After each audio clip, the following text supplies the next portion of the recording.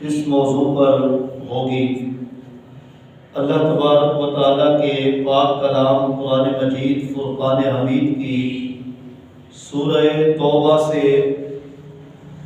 آیت نمبر 36 تلاوت کرنے کی سعادت حاصل کی۔ اس میں رب ذوالجلال نے ارشاد فرمایا ان عدت الشہور عند اللہ 12 شہرا فی کتاب اللہ، بے شک اللہ تبارک و تعالیٰ کے ہاں مہینوں کی تعداد 12 ہے۔ فی کتاب اللہ، اللہ تعالیٰ کی کتاب میں اسی طرح ہے یوم خلق السماوات والارض، جس دن سے اللہ تبارک و تعالیٰ نے زمین و آسمان کو تخلیق فرمایا، یعنی جب سے اللہ تعالیٰ نے اس کائنات ارض و سما کی تخلیق فرمائی ہے، اسی روز سے اللہ تعالیٰ نے یہ ایام اور پھر ایام سے جو مہینے بنتے ہیں، تو اللہ تعالیٰ نے وہ مہینے 12 مقرر فرما دیے، سال کے 12 مہینے، اور فرما منہا 4 حرم، ان میں سے 4 مہینے احترام والے ہیں، عزت والے ہیں۔ تو ٹوٹل سال میں 12 مہینے ہیں، اور ان میں سے 4 حرمت و عزت، احترام اور تعظیم والے مہینے ہیں۔ تو اللہ تبارک و تعالیٰ نے ان 4 مہینوں کی حرمت کا تذکرہ فرمایا، تو اب دیکھنا یہ ہے کہ وہ 4 مہینے کون سے ہیں کہ جن کو باقی مہینوں سے زیادہ فضیلت، حرمت، عزت اور تعظیم حاصل ہے۔ تو اس سلسلے میں حضرت انس بن مالک رضی اللہ تعالی عنہ کی روایت موجود ہے کہ امام الانبیاء علیہ السلام نے ارشاد فرمایا الزمان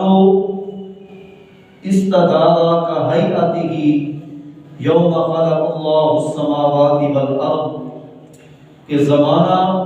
اپنی اسی حالت پر لوٹ آیا ہے کہ جس حالت پر اللہ تبارک و تعالیٰ نے زمین و آسمان کی تخلیق کے وقت اس کی وضع فرمائی تھی۔ زمین و آسمان کی جب اللہ نے تخلیق فرمائی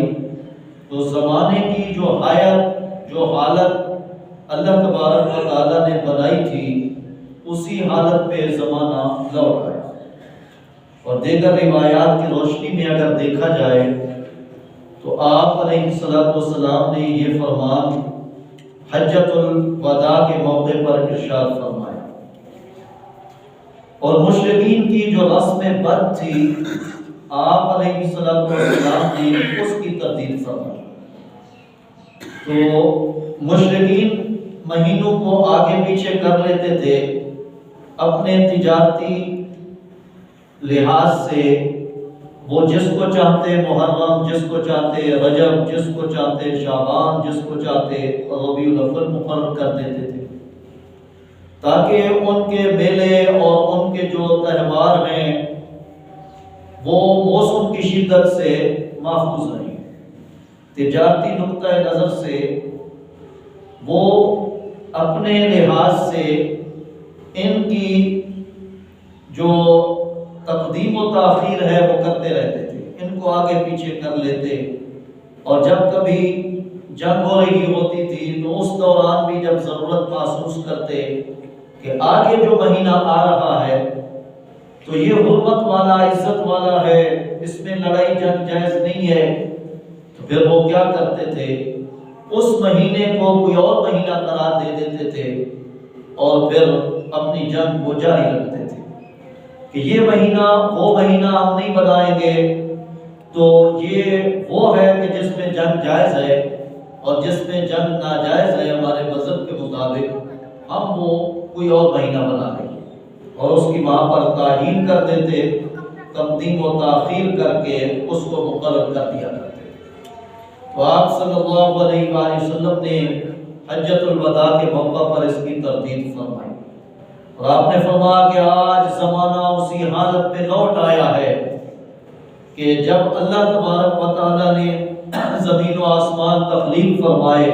اور اس میں زمانے کی جو حیت اور حالت بنائی تھی، تو زمانہ اسی حالت پہ لوٹ آیا۔ اب اس کو آگے پیچھے نہیں کیا جائے گا۔ اور آپ علیہ السلام نے پھر وضاحت فرمائی، فرمایا السنۃ 12 شہرا، فرمایا 1 سال 12 مہینوں کا ہے، منہا 4 حرم، آپ نے فرمایا ان میں سے 4 مہینے عزت والے ہیں۔ اور پھر آپ نے ان کی وضاحت فرمایا ثلاثۃ متوالیات، 3 تو لگاتار ہیں، ذوالقعدہ، ذوالحجہ والمحرم، فرمایا کہ ذیقعد، ذی الحج اور محرم، یہ تو لگاتار آتے ہیں، پہلے ذیقعد ہے، پھر ذی الحج ہے، پھر محرم ہے، یہ لگاتار 3 مہینے ہیں۔ اور 1 مہینہ آپ نے فرمایا کہ رجب مضر الذی بین جمادی و شعبان، فرمایا کہ ایک رجب کا مہینہ ہے جو جمادی الثانی اور شعبان کے درمیان میں آتا ہے۔ تو 3 مہینے لگاتار اور 1 مہینہ علیحدہ۔ آپ نے ان 4 کے بارے میں فرمایا کہ ان کو اللہ تبارک و تعالیٰ نے عزت سے نوازا ہے، اللہ تعالیٰ نے ان کو حرمت والا اور تعظیم والا مہینہ بنا دیا ہے۔ اور مشرکین اپنے مذہب کے مطابق بھی ان مہینوں کی تعظیم کرتے تھے، اور تعظیم کس لحاظ سے کہ ان مہینوں میں وہ لڑائی کو، جھگڑے کو، دنگے فساد کو جائز نہیں سمجھتے تھے، اور ان کے احترام کی خاطر جنگیں بند کر دیا کرتے تھے۔ ہاں یہ کہ پھر انہوں نے ڈنڈی مارنا شروع کر دی، اگر ضرورت ہوئی تو کہا کہ یہ محرم نہیں، ہم محرم اور بنا لیں گے، اب یہ ہمارے لیے سفر ہوگا، تو اس طرح انہوں نے کرنا شروع کر دیا۔ اللہ تبارک و تعالیٰ نے یہ سورہ توبہ کی آیت نمبر 37 جو اس سے اگلی آیت ہے، اس میں فرمایا انما النسیء زیادۃ فی الکفر یضل بہ الذین کفروا، فرمایا کہ یہ مہینوں کو اپنی جگہ سے ہٹانا یہ کفر کے اندر زیادتی ہے، کفر میں مزید اضافہ ہے۔ ایک تو وہ پہلے سے کافر ہیں، مشرک ہیں، اور پھر ان مہینوں کو وہ اپنے مقام سے ہٹا دیتے ہیں، کبھی کسی کو آگے کر دیا، کبھی کسی کو پیچھے کر دیا، تو یہ کفر کے اندر زیادتی ہے۔ فرمایا یضل بہ الذین کفروا یحلونہ عاما ویحرمونہ عاما، کہ کافر اس کے ساتھ بہکائے جاتے ہیں، بھٹکائے جاتے ہیں، گمراہ کیے جاتے ہیں، وہ 1 سال کو حلال کر دیتے ہیں 1 مہینے کو، اور پھر جو ہے دوسرے سال اسی مہینے کو حرام کر دیتے ہیں۔ تو کیا مطلب کہ 1 سال کو وہ اس کی حرمت کو برقرار رکھتے ہیں، اس کا احترام کرتے ہیں، جنگ اس میں بند کر دیتے ہیں، اور پھر اگلا سال جب آیا انہیں ضرورت پیش آئی، انہوں نے اس مہینے کا احترام نہ کیا، لڑائی اس میں جاری رکھی، جنگ اس میں جاری رکھی، اور پھر کہا کہ یہ حرمت والا اور تعظیم والا مہینہ نہیں، یہ اور ہے، ہم جو ہے اس مہینے میں آگے جا کر اس کی تعظیم کر لیں گے اور اس کو ہم محرم بنا دیں گے، مثال کے طور پر۔ تو اللہ تبارک و تعالیٰ نے اس چیز کی تردید فرمائی ہے۔ اللہ کے رسول صلی اللہ علیہ وآلہ وسلم نے بھی مشرکین کی اس عادت بد کی تردید فرمائی، فرمایا کہ ایسا نہیں ہوگا، موسمی حالات چاہے جیسے بھی ہوں، جو محرم ہے، جو اللہ نے بنایا ہے، وہ محرم اپنے مقام پر ہی رہے گا، رجب اپنے مقام پر رہے گا، ذیقعد اپنے مقام پر رہے گا، حج اپنے مقام پر رہے گا، اور کوئی اس کو اپنی جگہ سے نہیں ہٹائے۔ تو آپ نے حجۃ الوداع میں یہ واضح اعلان فرما دیا کہ اب زمانہ جو اپنی حالت پہ لوٹ آیا ہے، مہینوں کو آگے پیچھے نہیں کیا جائے۔ تو عرض کرنے کا مقصد یہ ہے کہ قرآن مجید کی اس آیت مبارکہ میں اور اس حدیث مبارک میں اللہ اور اس کے پیارے رسول صلی اللہ علیہ وآلہ وسلم نے سال کے 12 مہینے ذکر فرمائے، اور ان میں 4 کو عزت والا مہینہ مقرر کیا ہے کہ 4 عزت والے مہینے۔ جن میں رجب کا نام بھی آیا ہے۔ تو رجب عزت والا مہینہ ہے، احترام والا مہینہ ہے۔ اب رجب کا معنی علماء نے تعظیم کیا ہے، کہ رجب کا معنی ہے تعظیم، چونکہ اس مہینے میں جو ہے تعظیم کی جاتی ہے، تو اسی لیے اس مہینے کا نام جو ہے وہ رجب رکھا ہے۔ اس کا احترام کیا جاتا ہے، اس کی تعظیم کی جاتی ہے۔ لڑائی وغیرہ مشرکین بھی اس مہینے میں جائز نہیں سمجھتے تھے۔ جب اسلام آیا، اسلام نے ان کی عزت کو اور بھی بڑھا دیا۔ ہاں یہ اللہ تعالیٰ نے آگے فرمایا وَقَاتِلُوا الْمُشْرِكِينَ كَافَّةً كَمَا يُقَاتِلُونَكُمْ كَافَّةً، کہ تم مشرکین سے جہاد ہر وقت کرو جس طرح کہ وہ تم سے ہر وقت لڑائی کرتے رہتے ہیں۔ لہٰذا اب جنگ اور جو ہے جہاد کے حوالے سے تو اجازت ہے کہ رجب میں بھی جہاد ہو سکتا ہے، محرم میں بھی جہاد ہو سکتا ہے، اور اسی طرح ذیقعد میں، ذی الحج میں جہاد پر پابندی نہیں۔ اللہ نے فرمایا قاتلوا المشرکین کافۃ کما یقاتلونکم کافۃ، کہ جس طرح مشرکین تم سے ہر وقت لڑائی کرتے ہیں، تم بھی مشرکین سے ان مہینوں میں یعنی ہر وقت تم بھی ان کے ساتھ جہاد کر سکتے ہو۔ تو یہ تو لڑائی اور جہاد کے حوالے سے اجازت دے دی، لیکن جہاں تک معاملہ عزت، احترام اور تعظیم کا تھا، اسلام نے اس تعظیم اور عزت اور وقار کو بحال رکھا، بلکہ اس میں مزید اضافہ کیا۔ اب وہ تعظیم کا کیا مطلب ہے کہ ایک مہینے کی تعظیم کیسے ہوتی ہے، مہینے کا ادب کیسے کیا جاتا ہے؟ تو اللہ تبارک و تعالیٰ نے قرآن مجید کی اسی آیت میں اس کے احترام کرنے کا طریقہ بھی بتایا۔ فرمایا فَلَا تَظْلِمُوا فِيهِنَّ أَنفُسَكُمْ، تم ان عزت والے مہینوں میں اپنی جانوں پر ظلم نہ کرو۔ اور اپنی جانوں پر ظلم کرنے کی یہ جو تعبیر ہے، اس سے مراد مفسرین فرماتے ہیں یہ ہے کہ گناہوں سے اجتناب کیا جائے۔ تو گناہ اپنی جان پہ ظلم، اسی لیے شرک کو کہا ان الشرک لظلم عظیم، کہ بے شک شرک بڑا ظلم ہے، عظیم ظلم ہے۔ اور گناہ کے حوالے سے قرآن مجید کے ایک دوسرے مقام پر اگر وہ اپنی جانوں پر ظلم کر بیٹھے، محبوب تمہارے در پر آ جائیں اور اپنے گناہ کی معافی مانگیں، آپ بھی ان کی جانب سے ان کے گناہوں کی معافی مانگیں، تو اللہ تبارک و تعالیٰ کو وہ لوگ توبہ قبول کرنے والا مہربان پائیں۔ لا وجد اللہ توابا رحیما۔ تو یہاں اس آیت میں بھی یہ ہے کہ اپنے جانوں پر جب ظلم کر بیٹھے، تو اپنی جانوں پر ظلم کرنے کا کیا مطلب ہوتا ہے کہ گناہ کر بیٹھے، کہ جب ان سے گناہ ہو جائے تو پھر جو ہے وہ آپ کی بارگاہ میں آ جائیں اور اللہ سے بخشش مانگیں، اور آپ بھی ان کی جانب سے ان کے گناہوں کی بخشش مانگیں، تو اللہ تبارک و تعالیٰ کو وہ توبہ قبول کرنے والا مہربان پائیں۔ اللہ تعالیٰ نے احترام کا طریقہ بتا دیا، فَلَا تَظْلِمُوا فِيهِنَّ أَنفُسَكُمْ، فرما کہ ان عزت والے مہینوں میں اپنی جانوں پر ظلم نہ کرو، یعنی گناہ نہ کرو۔ اور ہمارے علماء نے اس کی ایک خوبصورت مثال بیان کی ہے۔ فرماتے ہیں کہ اگر بیٹا کوئی گناہ میں مبتلا، اولاد کسی گناہ میں مبتلا ہے، وہ گناہ کر رہی ہے، اچانک ان کے ابا جان آ جاتے ہیں، مثلا وہ فلم دیکھ رہے تھے، فوش فلم دیکھ رہے تھے، تو اچانک ان کے والد گرامی آ گئے، تو اب اگر وہ دیکھتے رہیں تو اس کا کیا مطلب ہے کہ انہوں نے اپنے والد کی عزت نہیں کی، احترام نہیں کیا۔ اور اگر وہ اپنا یہ عمل گناہ والا ترک کر کے ایک سائڈ پر ہو جاتے ہیں، تو اس کا مطلب یہ ہے کہ انہوں نے اپنے والد گرامی کی عزت کی، اس کا احترام کیا۔ تو اب ان عزت والے مہینوں کے احترام کا مطلب یہ ہے کہ جب یہ مہینے آ جائیں، انسان گناہوں سے کنارہ کش ہو جائے، گناہ کو چھوڑ دے اور اللہ تبارک و تعالیٰ کی عبادت کے اندر مصروف و مشغول ہو جائے۔ یہ ان مہینوں کی عزت اور احترام کا طریقہ ہے کہ ان مہینوں کی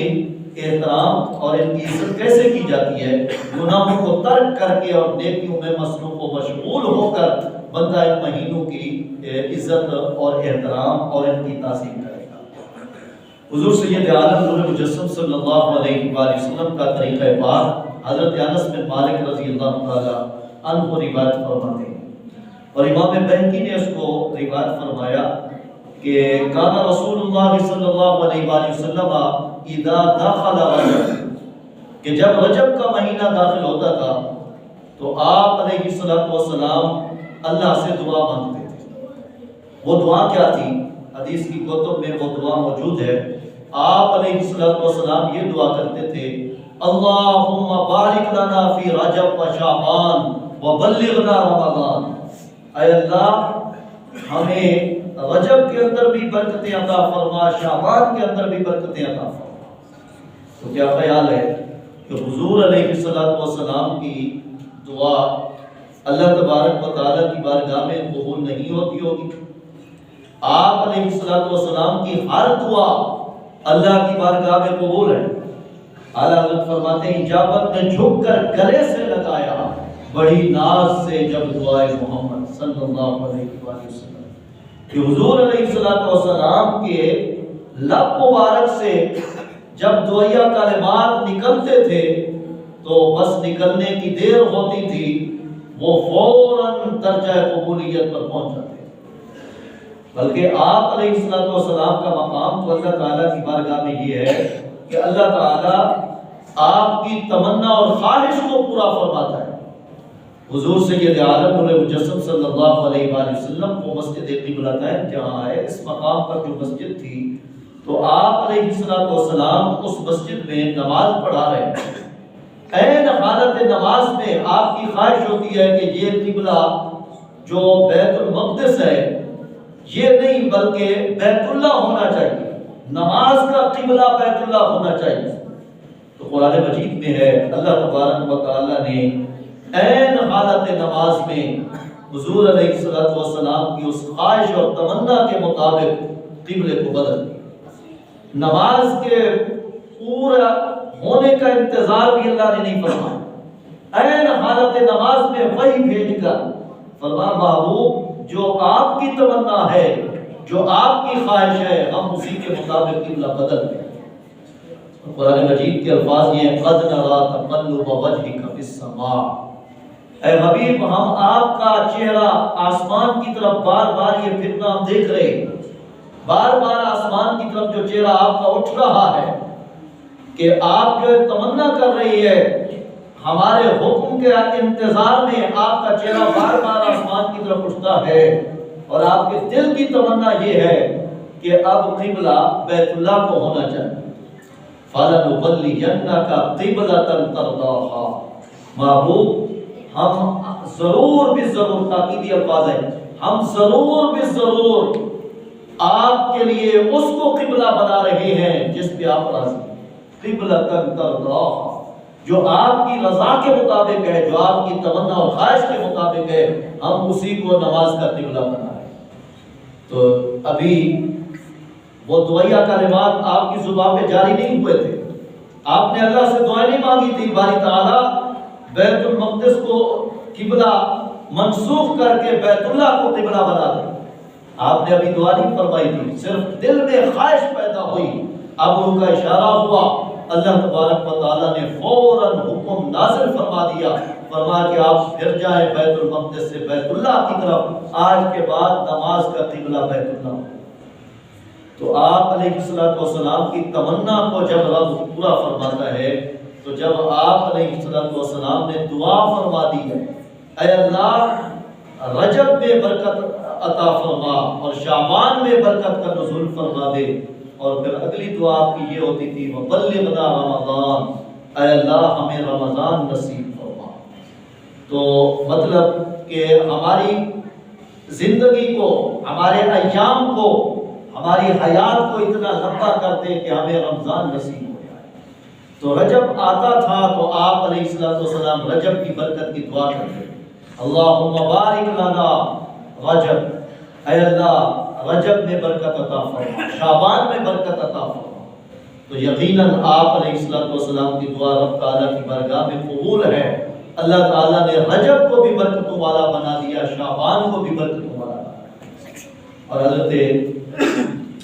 محبوب سبحانی، قطب ربانی، قندیل نورانی، شہباز لامکانی، الشیخ عبد القادر جیلانی الحسنی والحسینی رحمۃ اللہ تعالی۔ آپ فرماتے ہیں کہ رجب و شہر الزرع و شعبان و شہر السقی و رمضان و شہر الحصاد۔ فرمایا کہ جو رجب ہے یہ کاشتکاری کرنے کا مہینہ ہے، یعنی رجب کی مثال ایسے ہے جس طرح کے آدمی کاشتکاری کرتا ہے، زمین میں بیج ڈالتا ہے، فصل بوتا ہے، اور فرما کے اور مثال شعبان کی یوں ہے گویا کہ وہ اس میں پانی لگاتا ہے، جس طرح فصل کو کاشت کرنے کے بعد پھر اسے پانی لگایا جاتا ہے، فرما شعبان پانی لگانے کا مہینہ ہے، اور رمضان و شہر الحصاد، رمضان کٹائی کرنے کا مہینہ ہے، کہ جس طرح کاشتکاری کی جاتی ہے، پانی لگایا جاتا ہے، اور پھر جو ہے وہ وقت آتا ہے کہ وہ کاشتکار جو ہے اپنی فصل کو کاٹ کر وہ حاصل کرتا ہے، اناج حاصل کرتا ہے، اپنا غلہ حاصل کرتا ہے۔ تو فرمایا بالکل اسی طرح ان تینوں مہینوں کی مثال ہے۔ رجب میں آدمی جو ہے وہ بیج کاشت کر رہا ہے، اور شعبان میں وہ پانی لگا رہا ہے، رمضان میں پھر وہ اپنی محنت کا صلہ اٹھا رہا ہے۔ تو حضرت ابو بکر وراق رحمۃ اللہ تعالیٰ علیہ، جن کا تذکرہ حضرت داتا گنج بخش رحمۃ اللہ تعالیٰ علیہ نے اپنی شورا افاق کتاب کشف المحجوب میں فرمایا، آپ کا فرمان ہے، فرمایا کہ رجب کی مثال ہوا جیسی ہے، اور شعبان کی مثال بادل جیسی ہے، اور رمضان کی مثال بارش جیسی ہے، کہ بارش کے نازل ہونے سے پہلے گھٹائیں چھاتی ہیں، بادل بنتے ہیں، اور بادل بننے سے پہلے ہوا آتی ہے، ہوا چلتی ہے۔ تو جو بارش کی خوشخبری دینے والی ہوا ہے وہ مقدمہ ہوتی ہے، سب سے پہلے وہ ہوائیں چلتی ہیں، اس کے بعد پھر گھٹائیں چھاتی ہیں، بادل آتے ہیں، اور پھر بارش برستی ہے۔ تو فرمایا کہ رجب جب آتا ہے تو اللہ تعالیٰ کی رحمت کی ہوائیں چلتی ہیں، اور جب شعبان آتا ہے تو اللہ تبارک و تعالیٰ کی رحمتوں کی گھٹائیں چھا جاتی ہیں، اور جب رمضان آتا ہے تو پھر اللہ تبارک و تعالیٰ کی رحمتوں کی برسات ہوتی ہے۔ تو یعنی اس کا مقدمہ اور اس کا آغاز رجب سے ہی شروع ہو جاتا ہے، اور حدیث میں ہے کہ آپ علیہ السلام کسی مہینے کے، رمضان کے علاوہ باقی جو مہینے ہیں تو ان میں کسی مہینے کے مکمل روزے نہیں رکھتے تھے، یعنی کچھ ایام مہینے کے روزے میں گزارتے تھے، اور کچھ ایام ایسے تھے جن میں آپ روزہ نہیں رکھتے تھے، وقفہ کرتے تھے۔ تو تسلسل کے ساتھ روزہ رکھنے کو آپ علیہ السلام نے اختیار نہیں فرمایا، پورا سال روزہ آپ علیہ السلام نہیں رکھتے تھے، مہینے میں وقفہ کرتے تھے۔ تو ہر مہینے میں آپ علیہ السلام چند ایام کا روزہ رکھتے، چند ایام میں نہ رکھتے تھے، لیکن فرمایا کہ اگر رمضان کے علاوہ آپ نے کسی مہینے کے پورے روزے رکھے ہیں تو وہ رجب کا مہینہ ہے یا شعبان کا مہینہ ہے۔ آپ علیہ السلام ان میں بعض دفعہ پورے روزے رکھ لیتے تھے، رجب کا بھی پورا مہینہ روزہ رکھا، شعبان کا بھی پورا مہینہ آپ نے روزہ رکھا، اور باقی نوافل کے جو مہینے ہیں، یعنی رمضان میں تو فرضی روزے رکھے جاتے ہیں، اور باقی جو سال کے مہینے ہیں ان میں نفلی روزے رکھے جاتے ہیں، تو ان میں آپ علیہ السلام نے کسی مہینے کے روزے مکمل نہیں رکھے، اگر کسی مہینے کے رکھے ہیں تو وہ رجب ہے اور شعبان۔ رمضان میں تو ویسے جو ہے یعنی روزے فرض ہیں، اس میں تو آپ نے تمام روزے رکھے، ہمیشہ رکھے ہیں، تو لیکن اس کے علاوہ جو مہینے ہیں ان میں آپ نے اگر کسی مہینے کے روزے تمام کیے تو وہ رجب کا مہینہ ہے، اور اسی طرح شعبان کا۔ تو امام غزالی رحمۃ اللہ تعالی علیہ مکاشفہ میں حدیث لاتے ہیں کہ حضور علیہ السلام نے فرمایا، رجب شہر اللہ و شعبان شہری و رمضان شہر امت۔ فرمایا کہ رجب اللہ کا مہینہ ہے، شعبان میرا مہینہ ہے، اور رمضان میری امت کا مہینہ ہے۔ تو محدثین فرماتے ہیں کہ حضور علیہ السلام کے اس فرمان کا مطلب کیا تھا؟ آپ کے فرمان کا مطلب یہ کہ رجب اللہ کی جانب منسوب ہے، تو اس میں آدمی اللہ کی بارگاہ میں زیادہ سے زیادہ رجوع کرے، زیادہ سے زیادہ عبادت اللہ کی بارگاہ میں پیش کرے، اور عبادت اس میں زیادہ کرے اور اللہ تبارک و تعالیٰ کی جانب زیادہ رجوع کرے، متوجہ ہو جائے۔ اور پھر فرمایا کہ شعبان میرا مہینہ ہے، آپ نے شعبان کو اپنی طرف منسوب کیا، تو کیا مطلب ہے کہ شعبان میں حضور علیہ السلام کی ذات اقدس پر درود و سلام کے نذرانے زیادہ پیش کریں، یہ محبوب کا مہینہ ہے۔ اور پھر رمضان میں فرمایا کہ وہ میری امت کا مہینہ ہے، تو کیا کہ حضور علیہ السلام کی امت کو زیادہ نوازے، اس میں صدقہ و خیرات زیادہ کرے، امت کی بھلائیوں کا زیادہ اس میں سوچے، رجب میں اللہ کی عبادت کرے اور شعبان میں حضور علیہ السلام پر درود و سلام پیش کرے، اور رمضان المبارک میں لوگوں کے ساتھ بھلائیاں اور خیر کے معاملات کرے۔ اس لیے حضور فرماتے ہیں رجب اللہ کا مہینہ ہے، شعبان میرا مہینہ ہے، اور رمضان میری امت کا مہینہ ہے، کہ اللہ تبارک و تعالی رمضان میں میری امت کو نوازتا ہے، اور تو میری امت کو بھی چاہیے کہ وہ بھی جو ہے رمضان میں میری امت کے دیگر افراد جو ضرورت مند اور حاجت مند ہیں ان کو نوازے۔ تو ایک روایت میں امام غزالی نے یوں بیان کیا رجب کے روزے کے حوالے سے، آپ فرماتے ہیں کہ حضور علیہ السلام کا ارشاد گرامی ہے من صام یوما من رجب، جس نے رجب کے ایک دن کا روزہ رکھا، ایمان و احتسابا، ایمان اور ثواب سمجھ کر، ایمان کی حالت میں رکھا، مومن تھا، روزہ رکھا اور ثواب سمجھ کر رکھا، دکھلاوا مقصود نہیں تھا، ثواب کی نیت سے، اللہ کو راضی کرنے کی نیت سے رکھا، تو فرمایا کہ کتب لہ رضوان من اللہ اکبر، تو فرمایا کہ اللہ تعالیٰ کی طرف سے اس کے لیے بہت بڑی رضا و خوشنودی لکھ دی جائے۔ اللہ تبارک و تعالیٰ نے قرآن مجید میں جنت کی نعمتوں کا تذکرہ کیا، اور نعمتوں کے تذکرے کے بعد پھر ایک جملہ ارشاد فرمایا ورضوان من اللہ اکبر، تو مفسرین فرماتے ہیں کہ اس کا مطلب اللہ نے یہ بیان کیا نعمتوں کے تذکرے کے بعد